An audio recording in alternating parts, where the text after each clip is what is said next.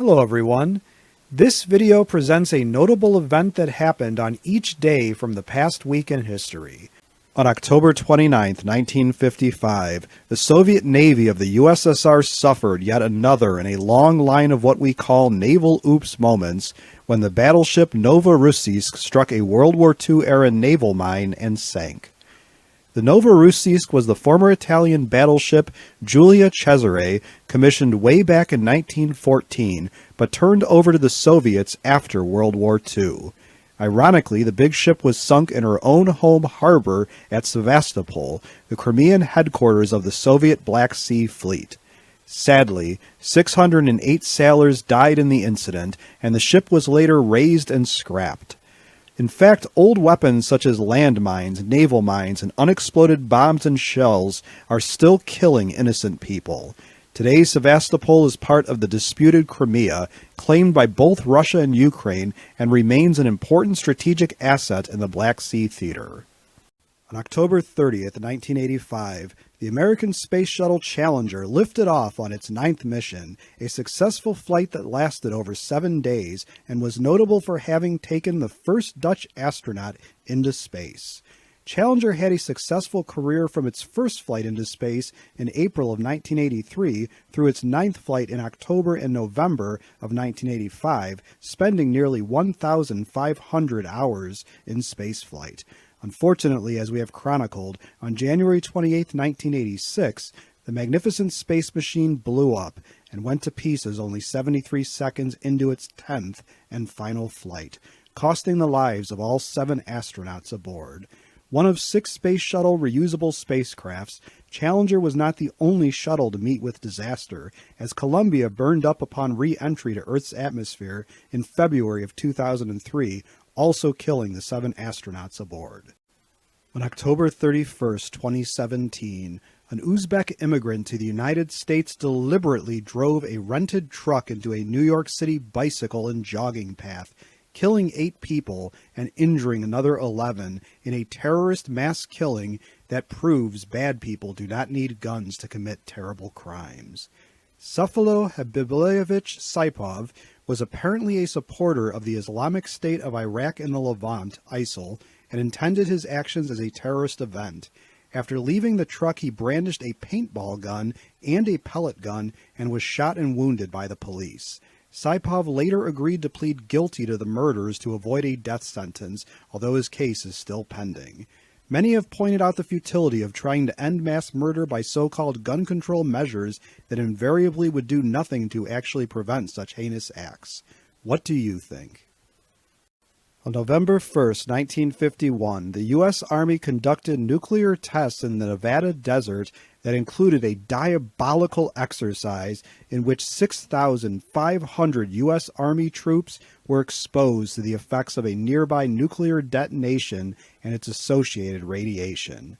Called Operation Buster Jangle, the U.S. conducted a series of 7 nuclear tests that included the November 1st test in which the 6,500 troops, of which participation was not voluntary, were dug in foxholes and trenches only 6 miles from an airburst nuclear bomb of 21 kilotons yield, about that of the Nagasaki bomb. After having the hot nuclear wind blast over them, depositing desert dust and choking clouds upon the men, the troops were ordered to get up and march across the blast site to within 900 meters of ground zero. On November 2, 1898, the day recognized as the birth of cheerleading, University of Minnesota student Johnny Campbell became the first cheerleader in history, directing fans and cheering on the Golden Gophers football team. UM proudly calls itself the birthplace of cheerleading, and apparently deserves that title. Prior to Campbell's date with history, regular fans that would start cheers in the stands were called cheerleaders on an unofficial basis.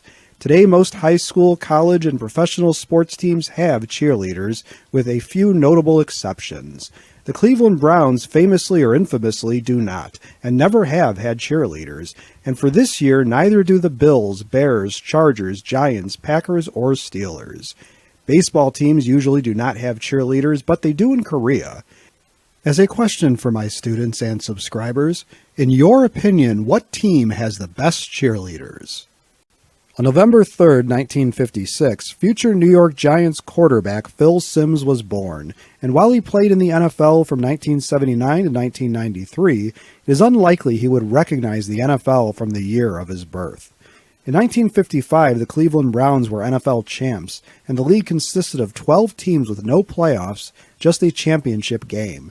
The season was 12 games long. In 2022, the Browns have been abysmal in recent years, including this one, and the league boasts 32 teams. A whopping 14 teams will make the playoffs this season. The season drags on for 17 games. 1955 was the first year face masks on helmets were mandatory, though players could apply for exceptions. Face masks were a single bar. In 2022, face masks often resemble intricate cages of multiple horizontal and vertical bars and sometimes are augmented by clear shields. On November 4, 1962, the U.S. conducted the last event of Operation Fishbowl, a series of nuclear blasts conducted at high altitude. Operation Fishbowl consisted of 5 tests, part of the larger Operation Dominic, that in 1962 saw an incredible 31 nuclear blasts. Why so many nuclear test blasts in such a short time? Because the Soviets had resumed testing after an unofficial nuclear test moratorium between the superpowers from 1959 to 1961. Luckily for the health of humans around the globe, the US, UK, and USSR signed the treaty banning nuclear weapon tests in the atmosphere, in outer space, and underwater in 1963, which allowed for underground nuclear blasts only. Unfortunately, other countries have since conducted above ground or atmospheric nuclear test blasts in the years since. As a question for my students and subscribers, which event from this past week in history would you most like to learn more about? Please let me know in the comments section below this video.